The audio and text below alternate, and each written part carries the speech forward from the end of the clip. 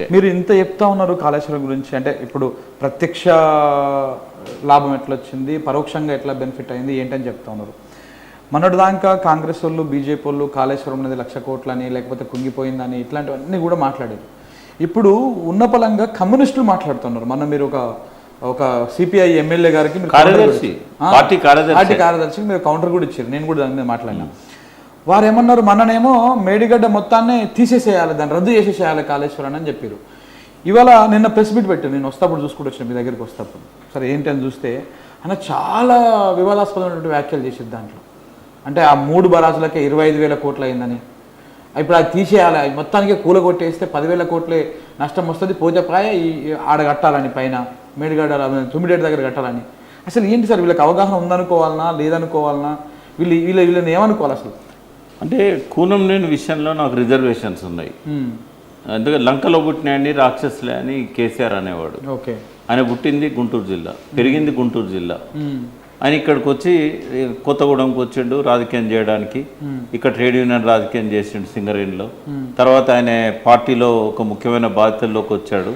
వచ్చిన తర్వాత ఆయన ఎమ్మెల్యే అయ్యిండు, పార్టీకి కార్యదర్శి కూడా అయ్యిండు. అయితే వాళ్ళ పార్టీ ఇష్టం, ఆంధ్రలో తీసుకొచ్చి తెలంగాణలో కార్యదర్శి చేయవచ్చు అనేది వాళ్ళ ఇష్టం, మనకు సంబంధం లేదు. ఎందుకంటే తెలంగాణలో మరి ఇక్కడ సాయుధ పోరాటం జరిగిన గడ్డ ఇది. మరి ఇక్కడ ఉన్న వాళ్ళకి ఆ శక్తి లేదా, సెక్రటరీకి ఉండే అర్హత లేదా, మళ్ళీ ఆయననే తీసుకొచ్చి ఎందుకు పెట్టాల్సి వచ్చింది అనేది నారాయణ గారి ఇష్టం. ఎందుకంటే నారాయణ గారు ఆయన నియమించారు. నారాయణ గారి మాట అంటే ఇక్కడ వేదం, వాళ్ళు నమ్మిళ్ళు ఆయనను. సరే ఆయన పెడుతున్నప్పుడు పెద్ద మనిషిని ఎందుకు నొప్పియాలని చెప్పి కొంత ముందు ప్రతిఘటన వచ్చింది, వచ్చినా కూడా పెట్టారు. ఎందుకంటే చాడ వెంకటరెడ్డి గారు అద్భుతంగా కార్యదర్శిగా ఉన్నప్పుడు చాలా ఉద్యమాలు చేశాడు, ప్రభుత్వాన్ని చాలా ప్రశ్నించాడు, చాలా రాబట్టుకున్నాడు, తెలంగాణ నిర్ణయం తీసుకోవడంలో కీలక పాత్ర. అటువంటి వ్యక్తిని 2వ టర్మ్ 3వ టర్మ్ ఎక్స్టెన్షన్ ఇవ్వండి, ఇంకో టర్మ్ చేస్తా అన్నాడు ఆయన. అంటే సిపిఐలో 3 సార్లు చేయొచ్చు నిబంధన ఉంది, కానీ 3వ టర్మ్ చేయమంటే లేదు, కూనంనేని సాంబశివరావు గారు ఉంటానంటున్నారు. అప్పుడు ఆయన ఎమ్మెల్యే కాదు, ఒక టర్మ్ ఇద్దాము అని నారాయణ గారు చెప్తే ఆయన మీద గౌరవంతో వీళ్ళంతా సైలెంట్ అయిపోయింది. ఎందుకంటే నారాయణ గారు కూడా వీళ్ళ మాట విన్నాడు, తెలంగాణకు అనుకూలంగా నిర్ణయం చేయాలన్నప్పుడు ఆయన మాట ఇక్కడ వేదం. సరే జరిగింది అట్లా. అయినా కూడా తెలంగాణ సైలెంట్గా ఉండదు కదా. పల్ల వెంకటరెడ్డి పోటీ చేశాడు ఆయన మీద. పోటీ చేసి కొద్ది తేడాతో 11 ఓట్లు 12 ఓట్ల తేడాతో ఓడిపోయాడు. సరే కూనంనేని గారు తెలంగాణ ప్రయోజనాల గురించి మాట్లాడాలి. బట్ ఇవాళ నేను ఒక సీరియస్ కామెంట్ చేయదలుచుకున్నా.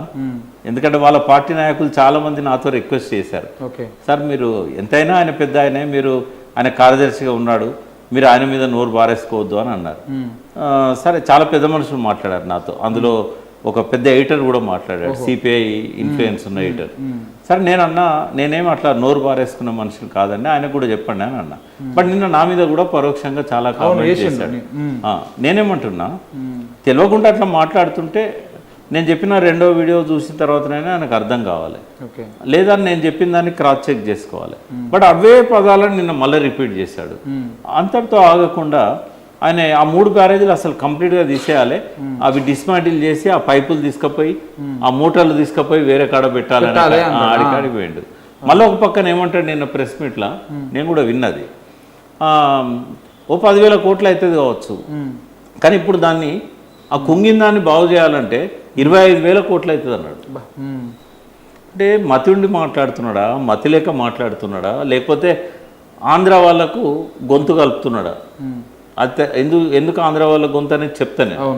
బట్ ఎల్ఎన్టీ ముందుకు వచ్చింది, వాళ్ళు రిటర్న్ ఇచ్చారు గవర్నమెంట్కి. ఆ కుంగిన పియర్స్ ఏదైతే ఉన్నదో మేమే మా ఖర్చుతో రిపేర్ చేస్తామని. మరి ఎక్కడి నుంచి 25,000 కోట్లు పెట్టాల్సి వస్తుంది? 25,000 కోట్లు అవుతుంది కావచ్చు. ఎట్లా మాట్లాడతాడు అలా ఒక్కగా? ఇప్పుడు మొత్తం మేడిగడ్డ బ్యారేజ్కి అయింది 4,600 కోట్లు.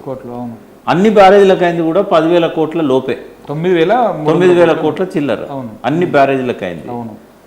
అంతకుముందేమో 25,000 కోట్లు అయింది అన్నాడు. మళ్ళీ నా వీడియో చూసిన తర్వాత ఆ 10,000 కోట్లు బ్యారేజీలకు అయినాయి, ఇక పంపింగ్ స్టేషన్లకు మిగతా వాటికి ఇంకో 15,000 కోట్లు అయినాయని ఇప్పుడు మళ్ళీ మాట మార్చింది. సరే మంచిదే, తెలుసుకున్నారు, సంతోషం. బట్ ఇప్పుడు ఎల్ఎన్టీ వాడు 8 బ్లాకులు కడితే అయిన ఖర్చు 4,600 కోట్లు.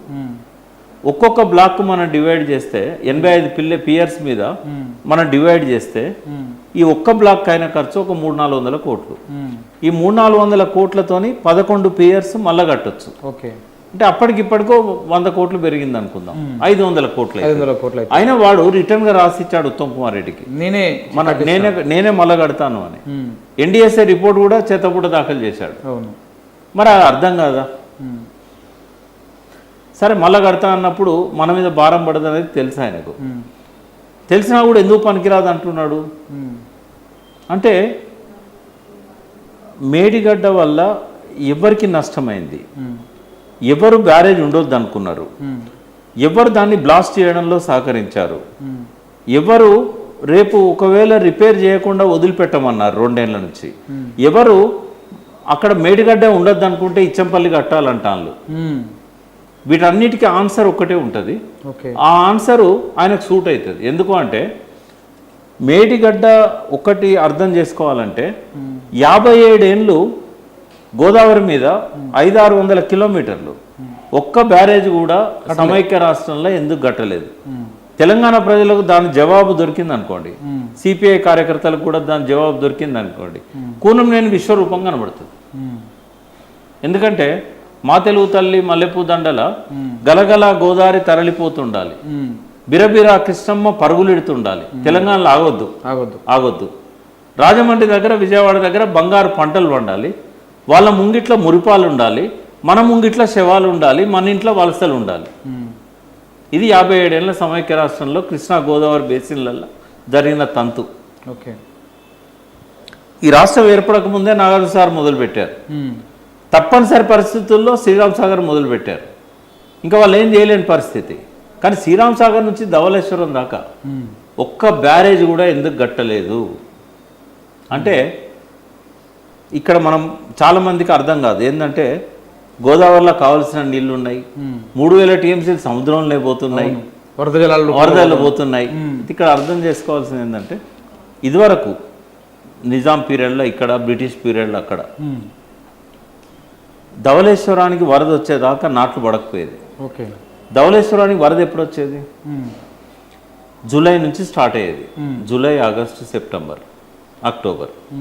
అంటే నాట్లు కొంచెం లేట్ అయ్యేది. తెలంగాణలోనేమో వర్షం మృగశిర కార్తె రోజు జూన్ 8. జనరల్గా 1-2 రోజులు అటు ఇటు ఇక్కడ వర్షాలు స్టార్ట్ అవుతాయి. అక్కడ నీళ్లు పంటలకు రావాలంటే జూలై చివరిలో నాట్లు పడతాయి, ఆగస్టులో నాట్లు పడతాయి, లేటుగా పడతాయి. లేటుగా పడ్డప్పుడు ఆగస్ట్, సెప్టెంబర్, అక్టోబర్, నవంబర్ వాళ్ళ కోతలు ఎప్పుడైపోతాయి? నవంబర్లో అయిపోతాయి. ధాన్యం ఇంటికి నవంబర్లో వస్తుంది. మళ్ళీ డిసెంబర్లో మళ్ళీ నారు పోసుకుంటారు. జనవరి, ఫిబ్రవరి, మార్చ్, ఏప్రిల్, మళ్ళీ ఏప్రిల్లో యాసంగి పంటలు వాళ్ళకు వస్తాయి.